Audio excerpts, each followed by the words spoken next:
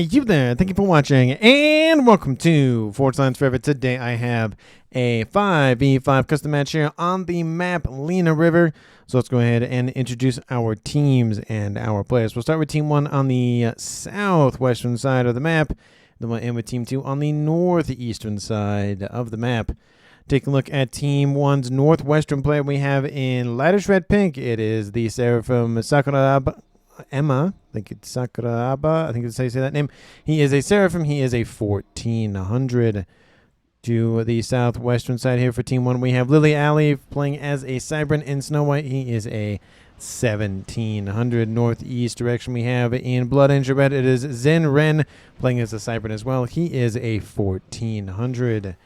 In orange head to his southeast is LongDi playing as a UEF. He is a 1400. And last but not least for Team 1, we have LOVETES playing as a UEF in Pac-Man Yellow as a 900. So for Team 1 side of the map, they have 2 UEF, 2 Cybran, 0 Aeon, and then 1 Seraphim. Moving on to Team 2's southeastern side first, we have in golden green, it is FatAngel playing as an Aeon. He is a 1000 rated. To his north, I should say, in the northeastern corner of the map, it is EVAxMAGI playing as an Aeon as well. He is in Stitch Blue as a 2400, the highest rated player on Team 2 and in the game overall by 700 points of rating. So a huge high value target for Team 2 to protect and for Team 1 to eliminate. And joining him on the eastern side, southwestern direction, it is WarPuppy playing as a Seraphim in the best color of forest green as a 1400. And Chevy comes into his northwest. It is the Cybran of herberthan. He is a 1100 again as a Cybran. And last but not least for Team 2, we have in Regal Purple, it is WParton playing as a Seraphim. He is an 800. So for Team 2 side of the map, they have 0 UEF, 1 Cybran, 2 Aeon, and then 2 Seraphim. So Team 2 lacks the UEF faction, and Team 1 lacks the Aeon faction. And for these 10 players on the map, let's take a look at their reclaim situation. Currently sitting at 15,000 mass in reclaim, which makes it 1.5k mass in reclaim. The northeast and southwestern corners have a nice little 1200 clumpage that is pretty much going to be all to themselves. And then in the middle of the map is where a decent portion of that reclaim does reside. There's about 1,000 or so on each island. So that makes up for, shoot, that's 2 there, 2 there. So 6, maybe 7-ish, maybe 6,500 of that reclaim in the middle of the map. So definitely worth grabbing. A couple of mexes on those islands as well. There's only 2 of them on each island, so it's not a big deal. But again, a 2 mass a second times 2 mexes times, however much time. Plus, if you upgrade those to T2, that's 6 mass a second per mex times however many seconds that is. So it can add up after a while, but solitarily only 2 mexes, never upgrade them. Again, eventually it might make a difference, but it's not a big deal. Team 1 PD was built by Team 2's WParton. Facility will be denied. There is a Team 1 engineer nearby who could rebuild that facility, but does not get the unit out in time. Team 1 PD crushes that facility, and now we see another drop inbound from WParton to be able to grab that island for himself. Again, given the fact this is a definitely focused naval map, I expect at least to see at least 3, if not 4 players in Navy for each team. I think typically when this is in a ladder match, this is usually the air player for Team 2 as an example. We might see maybe a dual air player, that position and this position over here that we see Magi at because he is further back. But we might see more of a hybrid position as we do see for Team 2's herberthan, getting some naval facilities online. Team 1, we're seeing similar things out from them as well, so it looks like both teams have the same strategy. Team 2 has claimed the bigger eastern island over there, and we do see that northwestern island here is going to be maybe reclaimed by Team 1. Looks like they're focusing a little bit on the rocks first. There's 1 engineer left here in this mix. There's that PD still there. We have a frigate inbound, frigates facing one another. 2 frigates to 1. That's going to favor Team 1. So that's going to be an easy win there. Again, it only has 1 frigate dead, so it's not a big deal, but it does help secure that island nonetheless. We do see a couple of frigates inbound from Team 1's eastern player of LOVETES. Not pushing in just yet. T2 Navy going to be built very quickly here by FatAngel. Really want to get that thing online.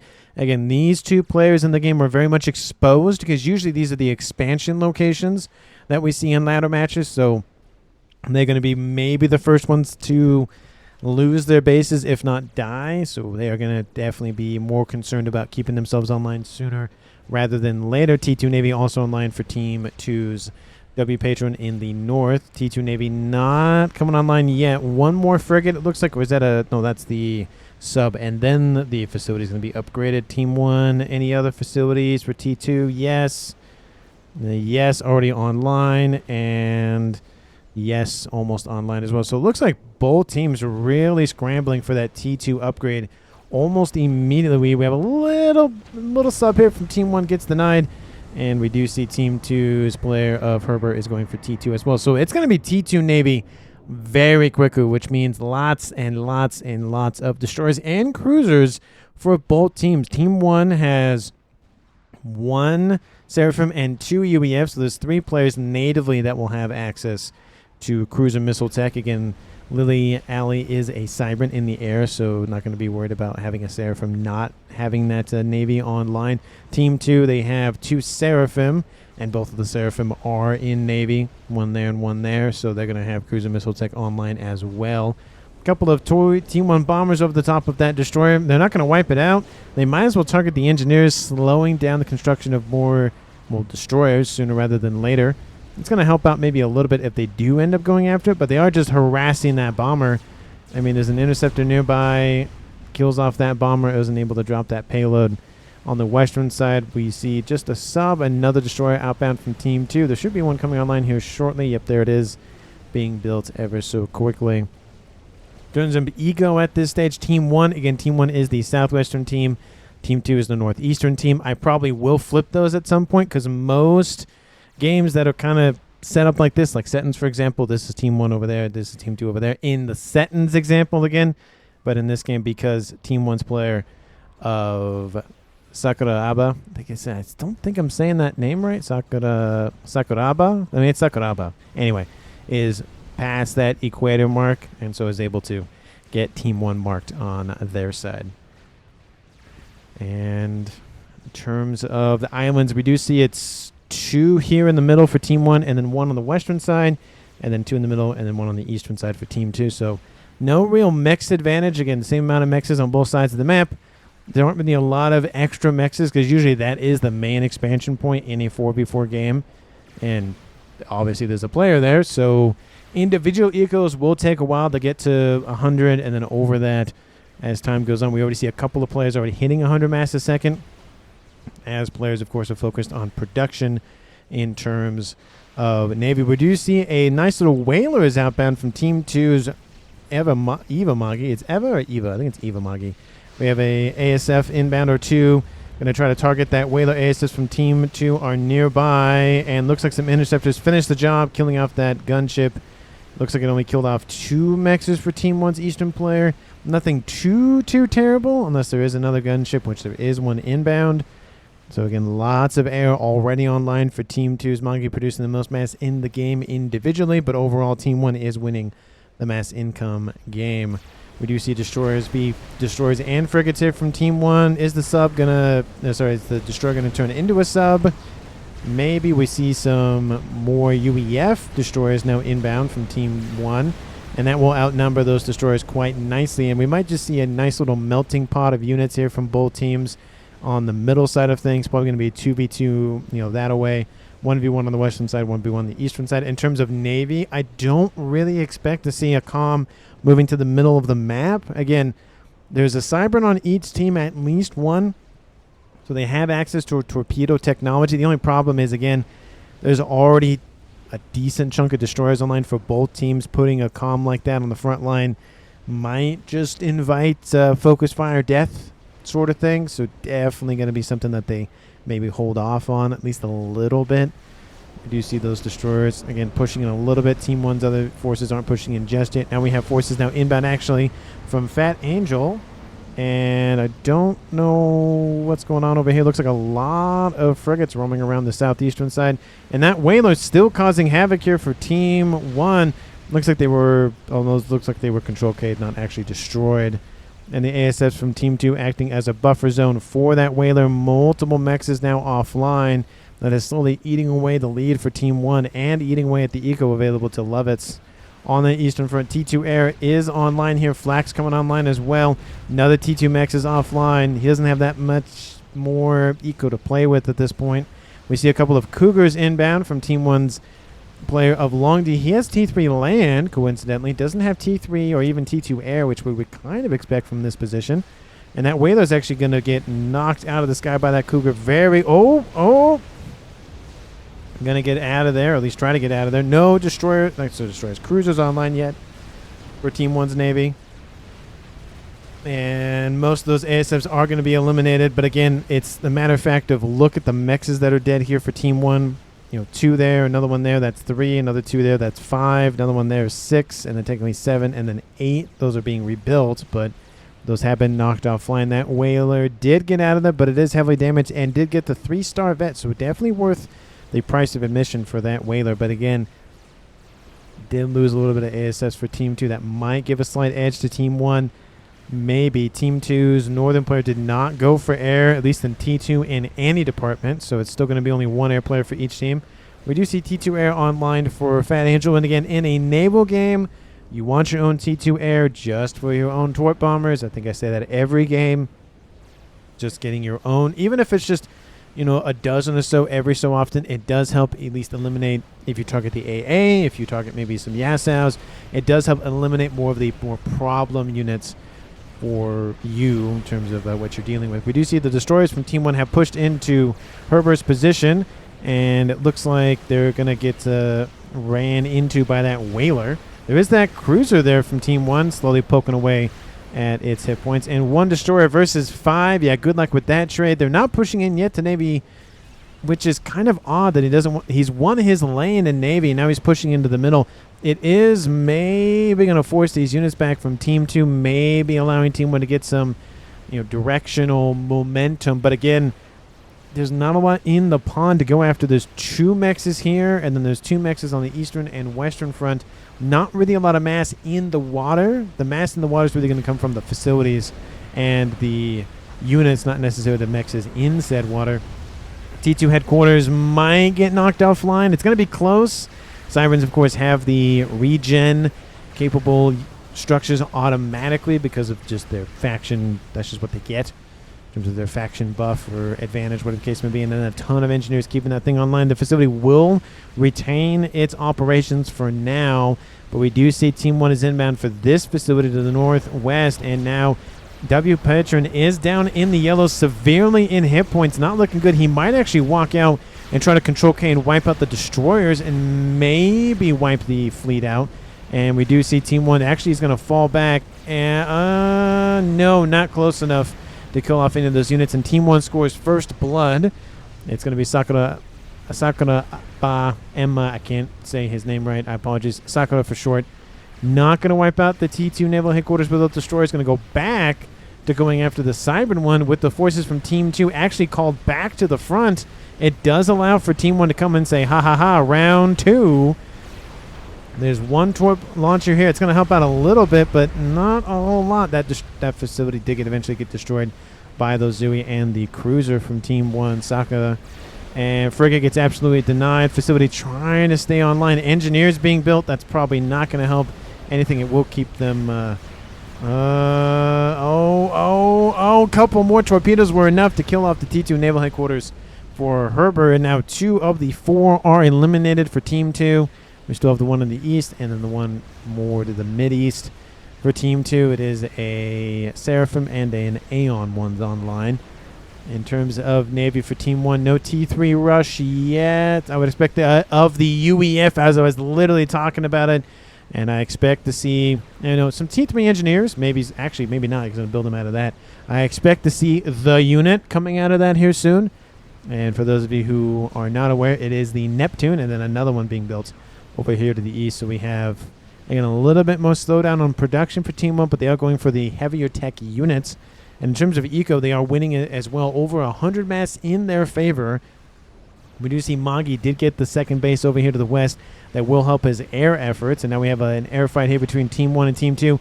Whalers from Team 1 doing the exact same thing that Team 2 did earlier, except there's 2 of them here now instead of 1. And Team 1 wins the air fight as well. And now we see those additional mexes and bases not looking too hot here for Team 2's Magi. They're losing a couple of T2s already. I mean, that's 9 mass a second if they're ringed, 6 mass if they're not ringed. We have Team 1. Actually, no, those are T2 flak cannons coming online. It will finish, so it will slowly erode this gunship's hit points. Maybe it'll even hit this one a little bit. Whalers are focusing on the AA now, dealing with that ever so slightly. There it goes. And now I think that facility for Team 2 is probably not going to live much longer.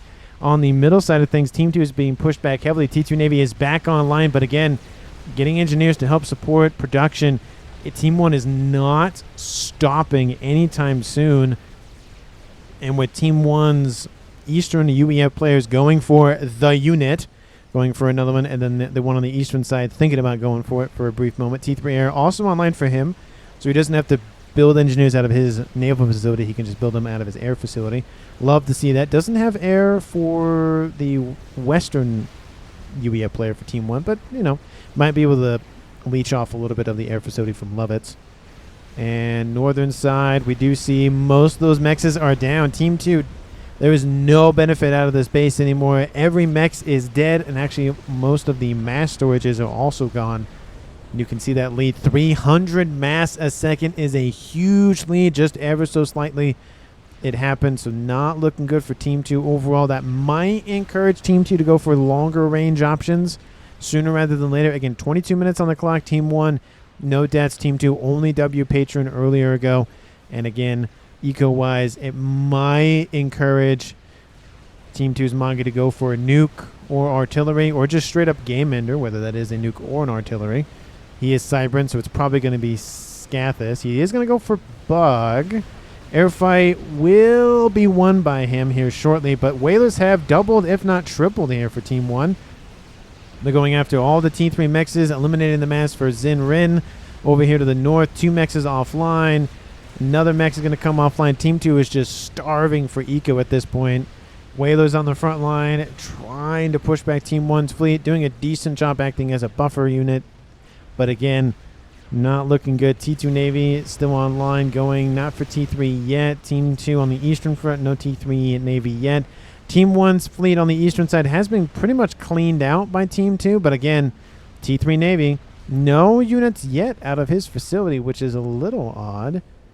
I don't know what he's doing, but again, Neptune's being punched out by Team 1. Just all that cardboard. When you buy a new board game, you punch out all that cardboard, just there's another unit, there's another unit, there's another unit, there's another unit, just very quickly. We already see 2 of them online, and underneath 2 bulwarks. Might want to push that one up just a little bit to support the first one there. But dual twin laser cannons, very, very nice. Just rip those hit points off of those destroyers. Those battle cruisers are brutal. And there goes that almost dead second destroyer from Team 2. The numbers, the hit points, the everything is favoring Team 1 in that regard. We have Zooey invasion continuing to happen. And now not necessarily airlocking Team 2, but not really able to move this vector. They probably could go all the way around for air power, but again, it takes longer. Team 1 probably has an Omni somewhere already online, I would imagine, which they don't actually. Is there even one in the back line? There's an SMD already there. Love to see that. We have a bug online for Team 2. Is it on a collision course for the Eastern Front? It is. LOVETES is getting hit pretty hard from Team 2's Magi. ASF's nowhere nearby that bug. ASFs from Team 1 are going to collide. Oh, they? Oh, no. Oh, they don't. They don't collide. And there is a cruiser here from Team 1. A couple of frigates here going to face the wrath of that bug. Here it comes. This base, again, did get hit earlier by gunships over here and then more over here. And now the main base, actually the T3 air quad is probably going to be the target. And ASFs are waiting. They're not moving in just yet. There is a T3 AA position here. He actually is spacing them out so the AoE on those weapon systems for the Soul Rippers don't annihilate it entirely. Gunships now moving in for Team 2's Magi behind them as well. ASFs do collide with one another. Maybe they could have gone after the bug. We do see some Cougars catching up to it. Do we see more Cougars coming out of this facility? No, they're trying to race after that thing. And I think Team 2 might have some revenge coming. And most of those ASFs are dead for Team 2 now at this point. PGen just gets annihilated on its way in to the airbase. I would imagine SMD, again, is online and somewhat loaded. Lily is maybe trying to get out of there. There is a transport nearby. And probably will be fine, but maybe not. ASF's not intercepting that bug by any means. Maybe it's on a move order, probably. And transport picks up the comm. He gets out of there, or she gets out of there. And T3 air quarters not looking good. T3 PGen's not looking good. The air grid is going to get decimated by Team 2. We have whalers now attacking this middle base here from Team 1's LongDi, so losing one, if not two bases almost immediately. That's not good here for Team 2. Sorry, for Team 1. AA is slowly eradicating the hit points. We have more flak being built over there. Bug is now on 4-star vet, 60,000 mass killed. Again, as a reminder, Team 1's fleet is pushing in, and now Ren has been defeated by Herbert by all of the units, and now this naval base is gone. Now it just has Team 2's on the eastern front. That one's also gone. Team 2 has lost all of their naval bases, so the majority of the map, being Navy, has essentially been conquered by Team 1. Again, this game goes on for almost an hour. When I say almost, I literally mean about, I think it's less than a minute. But this base is being eradicated. This base is almost dead and gone. So Team 2 is losing bases. Team 1 is losing bases. And it is not looking good for either team in any regard. In terms of eco, I mean, things have dropped considerably. More for Team 1 than for Team 2, but still, Team 2 has technically lost that more over time versus Team 1 more of an instant. T3 Air is still online. We do see some ASFs starting to be built and some AA as well. More ASFs are inbound. More gunships are inbound. Not looking good for Team 1's backline, but not looking good for Team 2's front line as well. I mean, he has two bases now under his control. Team 2's Magi. We even have the comm of WarPuppy back up here. We have Team 2's player of FatAngel in the pond. And it's just not looking great for either team for different reasons. Almost same reason, but different reasons. Can't fund the naval operations if you don't have eco. Can't protect the backline if you don't even have a front line. I mean, you can, but then the backline becomes the front line. And T3 mexes are being eliminated. We have some battleships online. Again, as a reminder, the Seraphim battleships, the only ones in the game who can build nukes on board. Everybody else, in terms of factions, have to build a nuclear sub in order to launch a nuke. We have AA being built. The bug is at 5-star vet, 122,000 mass killed. I mean, paid for itself and an incredible amount then some. And now we see all of the exterior edge of the map. Eco is probably going to be targeted. I would assume flak is going to be built at some point in this base. We see SMD being built here because the one in the back line's gone, and he just needs his own anyways. Not a lot of AA in the area, so definitely needs to fix that. But look at the death and destruction here by Team 2. Just carved a path. Oof. Eco situation. Now Team 2 is actually... maybe that's power related. Is that power related? I would imagine. Actually, no. He's not producing any mass anymore. So, yeah, that's actual generated eco. Somebody's being shot at on Team 2 side of the map over here. FatAngel being hit by torpedoes from the battle cruisers and the destroyers from Team 1. His base is kind of fine because, again, the weapon systems on board the Neptunes are line of sight. There's no arc to them. So, not great. But here comes the whalers, and they say, no thank you. Going home now. Bye. And a couple of cruisers there aren't going to be enough. And now gunships are going to be the power for Team 2. Team 1 has to invest in AA almost immediately. We see AA on board an aircraft carrier here. We have AA being built here. And there is an SMD here. There is a PGen there. Shielding is going to fall here shortly. More AA, more AA, more AA, and more AA. We have the aircraft carrier being targeted by the whalers. There goes the PGen. There goes the SMD. And not looking good. We do see Sakura is on an upgrade. I think it's the RAS is what I saw. Looks like it is the first RAS upgrade. Is the gunship going to get out of there? Probably. It has 22,000 hit points remaining. There's still some AA. Whalers have almost dealt with most of it. This base for Sakura not looking good. Not good things happening for Team 1's backline and edge players. The ones in the middle, well, middle-ish, not too bad. Team 1 is now invading the pond, invading Team 1's side of the map, not even invading the pond. They own the pond. It's their pond. They have one facility over here to the east, and that is it. That's probably going to get crushed here pretty quickly, I'd imagine. And that one Soul Ripper, 189,000 mass, T3 land headquarters, T2 air headquarters, quantum gateways, T3 mexes. It is going to fly into AA again, which probably not the best idea, to be honest. But again, even if it dies now, almost 200,000 mass killed, and even more mass killed now, almost closing in on that exact 200,000. They move out of range of that couple of aircraft carriers. And now essentially LilyAly restarting the game. Same thing with Sakura. Not as bad, though. Already has T3 engineers running around. Already has, again, units up here to the north starting to invade. We have a cruiser missile tech over here to the east. Looks like FatAngel trying to get out of there, which he probably will, to be honest. That's a... Wow, that's a lot of gunships. Oh, my goodness. 71 whalers. That is a lot of whaling. He spent a lot of money on those whalers. We have flak over here. That probably will stop this. Lily's like, nope, I'm going right back in the pond. Forget what you just saw stuff. Nope, forget it. Whalers get maybe one shot off. And things are just, again, not looking good. Team 2, again, the only thing that they probably could do better on is actually invading this southern side. Because Team 1 is doing that, and they are slowly recovering. Team 2 is... the eco is very hit or miss in terms of being in the lead. It looks like it's a power outage. 2 players in the game down to 1 mass and 4 mass respectively. Sakura is down severely because of that, though, which would explain the drop in mass income, again, partially just because most of his mexes are dead anyways. We have AA being built all over the place. Looks like the gunship is getting out of there. It's in the yellow now. 2,000 mass killed even, and now those whalers have formed a gunship. I think that's kind of funny that when the whalers move, sometimes they kind of form, it looks like another gunship. I think it more looks like the broadsword. The whaler is more of kind of a, I don't know, it's kind of like this, kind of like a ghost almost, and then the broadsword is kind of more of the traditional gunship looking thing.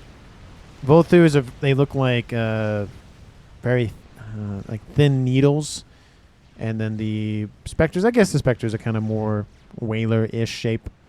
And then the restorers are just a whaler, just with more beefier stuff on the back end. We have 1, 2, 3, 4, 5, 6, 7 battleships for Team 1. I mean, like I said, they own Navy, and it's not going to be taken back in any shape or form. SMD loaded, that's probably a good idea in case Team 1 has a trick up their sleeve, and especially because, again, battleships have nukes or can have nukes. Where's that whaler? Whalers are over here going after LOVETES base. Again, there's a little bit more AA built over time. There's a lot of whalers here from Team 2, though. And Soul Ripper now back up into, what is that, 30% maybe? A little bit under maybe 30%. But still, 30%, even if it is 30%, 33,000 hit points. It's a lot of hit points. And just trying to build AA. We have cruisers coming in from Team 1 all over the place. We're really trying to stop the retreat of the gunships. The gunships did actually take a hit, though. They were at 71, now down to 30. Granted, the Soul Ripper just kind of add a little bit of weight to that, literally and figuratively. But again, about half of the T3 gunships are gone. That's not great. I was wondering, like, this match is going really well in Team 1's favor. I wonder how it lasts an hour. Well, I know why it lasts an hour. I just know that it works. That's it. And then the eastern side, T3 air. Everything is gifted over to Magi. Essentially, it's just Magi versus Team 1 at this point. He's sitting at 400 mass income. And what he's going to do with all the rest of that mass? Just more gunships, I guess. We do see upgrade started for WarPuppy. I almost said WetPuppy for some reason. And we have land invasions slowly happening for Team 1. We have over there in the east, Team 2 loses FatAngel to a control kit. Looks like he would have died anyways. And there's that. Team 2 loses another player, so it is a 5v2 in Team 1's favor. But again, as a reminder, we have the regular slot for Team 1, doesn't have a base. We have the Western player over here of Sakura, doesn't have a, has more of a base, but not by much. We have really no base here for LongDi, and we really have no base here for LOVETES. The only player that really kind of skated by being hit was XinRen. And honestly, not too bad. He has a lot more AA here. Team 1 probably will be fine if they just, honestly, just build that up even a little bit more. We have the ASFs clearing a path for the gunships. There's really nothing left here for Team 2 to go after that's really viable.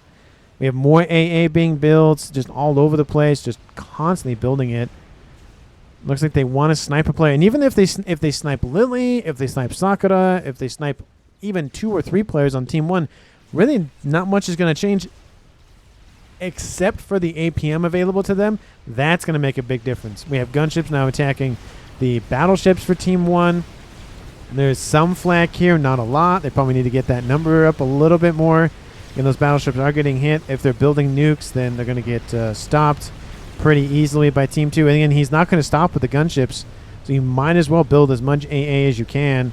There's no point in going for battleships. Now the AA for Team 1, XinRen, is being ripped apart, but again, finally kills off that Soul Ripper base here for LilyAly. Not looking great now. Was trying to get up there, but gets denied again. ARAS being built on SakurabaEma's comm. We do see he's almost done with that. More aircraft carriers trying to roam the map for him. You can see he's moving northward with them, trying to protect his battleship investment.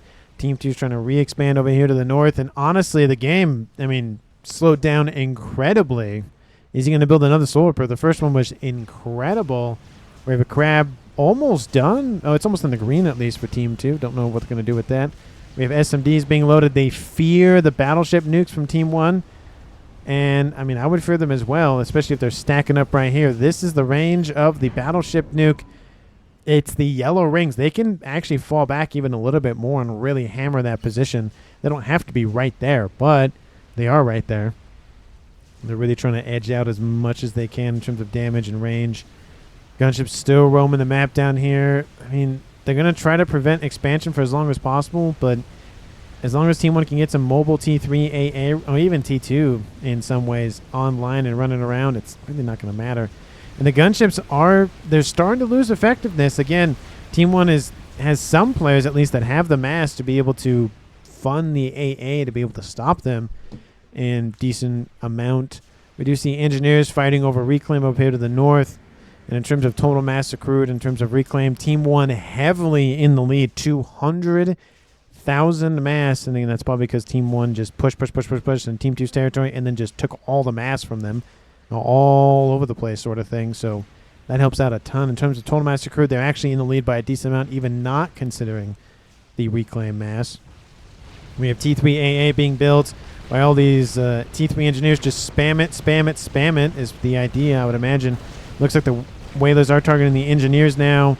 The AA is probably going to be now enough. Again, a lot of the engineers are gone, but that wasn't the point. The point was to eliminate the gunships and then move out with all of the engineers to rebuild. We even see engineers now rebuilding here for Team 1's LOVETES.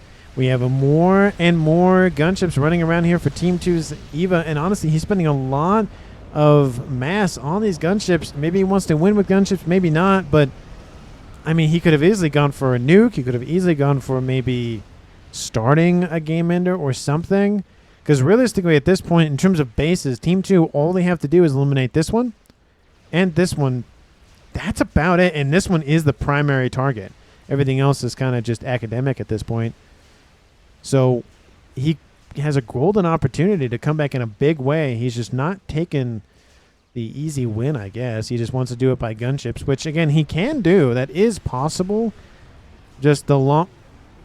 I mean, it's an idea to go the YOLO route. He can do that. It's a super nuke. It's going to take a lot longer to build. He can honestly just go cheaper and just go regular nuke. He has multiple SMDs now online. I love the backups. Maybe he doesn't need that. He doesn't need 3 of them, honestly. But, you know, they're protected with shield coverage. I'd love to see that. WarPuppy is going to go for it. I honestly think it's just cheaper to go for a T3 one. They don't need to go for a T4 one.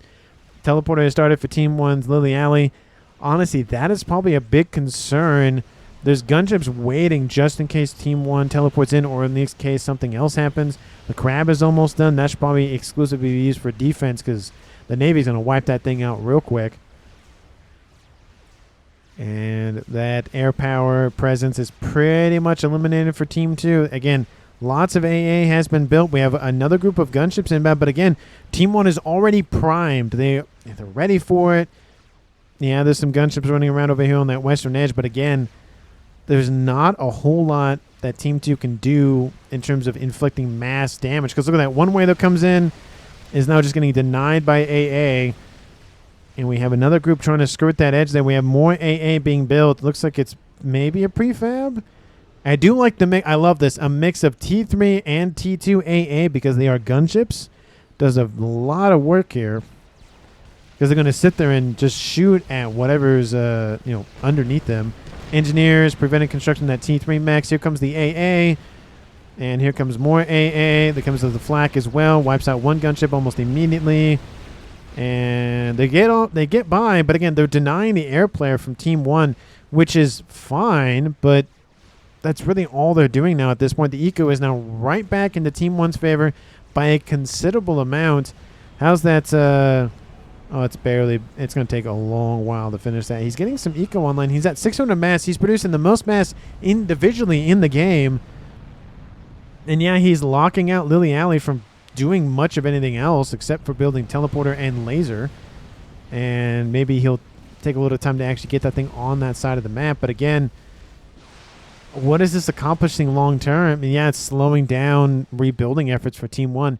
But that just means they're going to focus even more on AA to the point where whalers are going to be almost useless. Yeah, they maybe wipe out a couple of mexes on their way in, but I mean, the return on investment is just diminishing as time goes on. We have tons of TMD here to protect against missile attacks from the cruisers and from the aircraft carriers, so that's good to see. And like I said, that's going to be ambitious. I don't know if that's going to be continued. Again, a nuke would be a lot cheaper. Team 1 doesn't have SMDs anywhere because the one that was here is dead. There was one up here, now it's dead. But look, Team 1 goes for their own nuke, and it's a stationary nuke launcher. There's an SMD up there. That's loaded, ready to go. Again, the two main hotspots for Team 2 is they're protected with SMDs, which is great. But they're not firing back at Team 1's very big vulnerable weakness. I just don't see why they're not doing that at this point. Nothing indicating they're building nukes on those battleships. That's kind of a missed opportunity, I think, is for a couple of nukes. Not all of them maybe, but a couple of them just to pepper the SMDs. Because again, you could easily do that and maybe drain a couple of these SMDs out. Maybe it opened the door, maybe it wouldn't, but at least, hey, it's an idea. It forces Team 2 to build more SMDs, which they're already doing anyways. So it's almost like they don't even have to build the nukes to force them to do that. That's spending mass, time, energy, power on that instead of something else. Again, we have one whaler just hanging out down there. We have a couple of whalers and ASFs hanging out down there. They're essentially useless because look at all this AA being built. And we have more and more AA being built by LongDi and by XinRen and, of course, by LilyAly. He has teleporter and laser and T3 on board, so trying to get some mexes back online. And, like I said, diminishing returns for those gunships. If he's going to make a play with them, he has to get at least a couple of kills. But we have one comm in the water there, two comms in the water there, another comm in the water there, and then LilyAly actually is the only one targetable. And I would say probably the least impactful death I'd imagine. He is the highest rate of play on Team 1.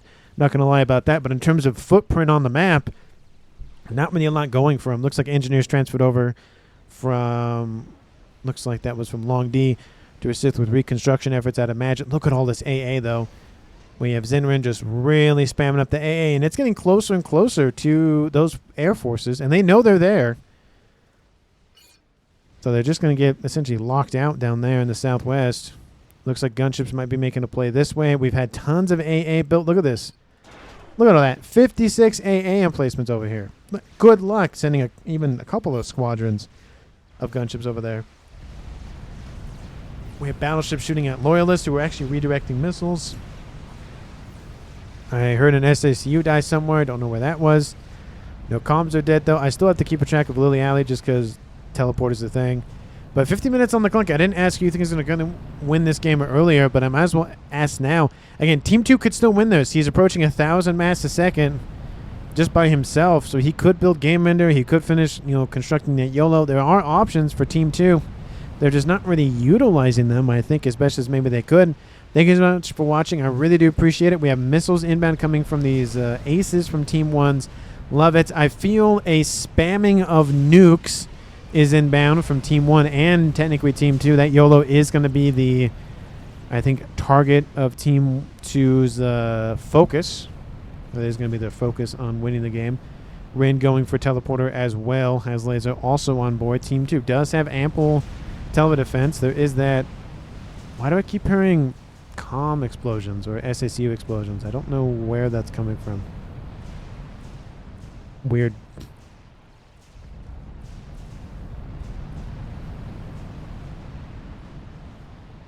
And then northwest, we have Nuke is loaded, half loaded for another one, and he's going to go for YOLO as well because why not? What is all? Oh, are those the missiles from these guys? Maybe they were so loud. Maybe you have a audio issue or something because I feel like that's very loud if that's what's firing all those missiles. Because it is kind of like a whoop kind of noise. 52 minutes on the clock. Teleporter is at almost 70%. We have some whalers going after the land invasions from Team 1 on the eastern side. Again, it's some mexes. It's Team 2's mexes, so might as well grab something. And shields are down. Looks like they're focusing, of course, on the construction of the YOLO. How's that doing to EVAxMAGI's power? Fine now, but definitely drained on it very quickly there. We have some TMDs and some loyalists redirecting missiles, it looks like. Looks like the missiles are kind of being shot down before they get redirected, which is odd because they should be redirecting them already. They should be within range. Maybe they just get destroyed too quickly, maybe. I don't know. There goes the shields. They're down again. Constantly on and offline. That's not good, trying to keep that YOLO protected. 53 minutes on the clock. YOLO is half done for Team 1. Does he have an ample SMDs in place? No, he does not. He has one there. He has another one there, but only one of them is loaded. Does Team 2, is even Team 2 aware of that? No, they're not even aware of it, so there is that. Yeah, that has to be from Team 1's missile launchers because those are loud. ASFs are inbound. They're just going to deal with some of this. Maybe they're going to poke it. There's some AA, of course, been built. Maybe that's going to help just annoy Team 2 down here. Yeah, they kill off some of those ASFs. Going to kill off the remaining gunships. Team 1 kind of locking out this little base here for Team 2. There's 3, almost 4 anti-nukes in that one position. And the YOLO is done. It's going to load immediately. What is the first target? This could make or break the game because Team 1 doesn't have SMDs in a big way in any regard. And maybe he's going to do it with the super nuke. He could have done it sooner with the cheaper nukes, but that's just me. How are the there's 1 loaded there, 2 loaded there, 3 loaded there. That one's almost loaded. That's going to be 4. That's going to be 5. And then nothing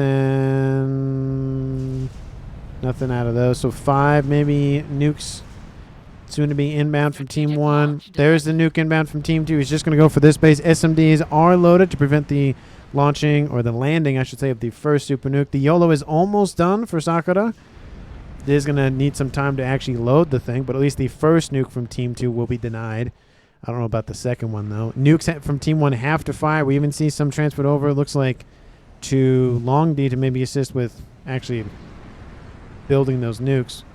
Maybe those are actually his anyways. Those could actually be his that he built. Looked like they were transferred over, but that's just me. 56 minutes on the clock. I feel like they're going to fire soon. Another nuke inbound. Now it's a regular nuke is inbound from Team 1, and he's going to fire it anyways. Might as well. It is inbound for his position. He might as well fire the other one.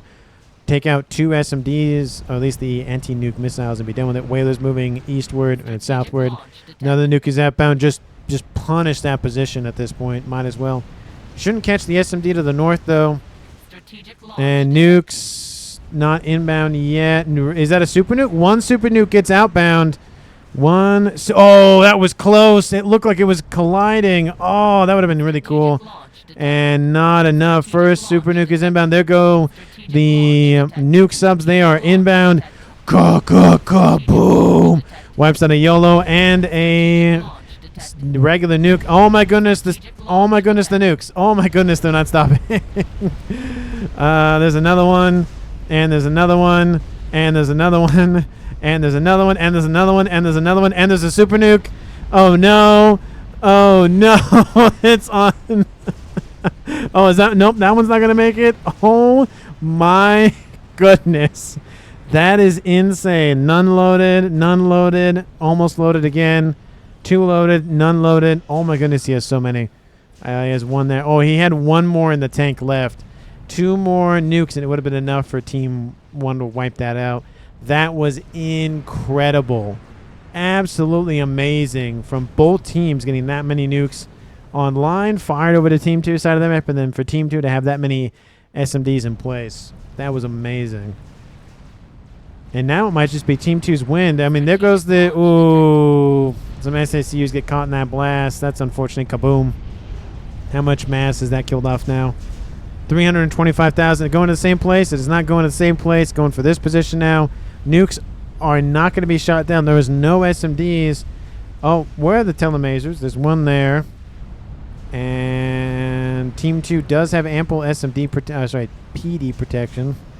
So they're not going to be caught unawares by that. Where'd those gunships? Did they just get wiped out? Where'd those gunships go? I feel like they got wiped out somewhere. Maybe. Possibly. Possibly something down there. There was also some strats from Team 1 that tried to help. And Team 1 just recalls from the fight. Nuke it, says FatAngel. And Team 2, the team I thought that was going to just straight up lose this game, does make it. We do see some strats are inbound. I mean, is there AA defense? There's shields in place. There's whalers here for AA. Yeah, it's not going to be able to take out the YOLO. It maybe would have taken out maybe an SMD or 2. Maybe not enough to make a difference, though. Team 1, how close were you to firing more? I mean, it would have been a while. That would have been at least a couple of nukes for Team 2 to fire before all those were reloaded again. You know, if the Hathum class battleships were loaded, maybe had Team 1 focused more on those, they could have launched, 3 or 4 of them. That maybe would have made a difference. Maybe. And that nuke is about to land. That's going to wipe out this base. No SMD. I mean, they feel like they knew about the YOLO for a while. They just didn't prep for it. There's a... Oh, come on. Oh, come on. You could have... You maybe could have lived long enough to maybe see that come online. Maybe. I didn't realize they were building a Mavor and it's already half done. Oh, almost half done. They're getting more SMDs now. Had they pooled all their resources together, maybe they would have been able to load the SMDs in time. It would have been tight. And again, they have... Where's the tele... Oh, they all left. But I was going to say, they have 2 telemaser comms. Maybe try to sync up telemasering. Maybe. I mean, there's a lot of PD here. Let's see. What's the range on the PD? I mean, there's whalers nearby, so maybe not. But again, it's just one of those things where there is a chance Team 1 could have come back and win this. But this base was wiped out almost immediately. And then that was pretty much it. There's more SMDs down here, but that one's already loaded. Yeah, that's just unfortunate. Team 1 had it, and then those gunships said no, thank you. And then it was kind of up in the air, and then it looked like Team 1 was going to win, and then Team 2 said no. So that's it. Let me know down in the comments what you felt deserved MVP. I mean, honestly, I think I've got to give it to EVAxMAGI. The gunship run was absolutely critical. If it wasn't for that, he would have lost probably within 10 minutes maybe after that, because, again, he lost Eastern and Western players and the middle spot. Well, actually, that was a little bit later, but he lost the middle and the west. We had all of these bases pretty much done and dusted, and it looked bad, but it was just one of those things where he hunkered down, he built the SMDs, he did see what Team 1 was kind of doing, at least some of them were doing. He thought that's what the Hathums were going to do, but nope, Aces were doing that. Had enough time to get some SMDs, got the YOLO, and then that was about it. So MVP goes to him. Thank you so much for watching the very end of the video, and I will see all of you in the next one.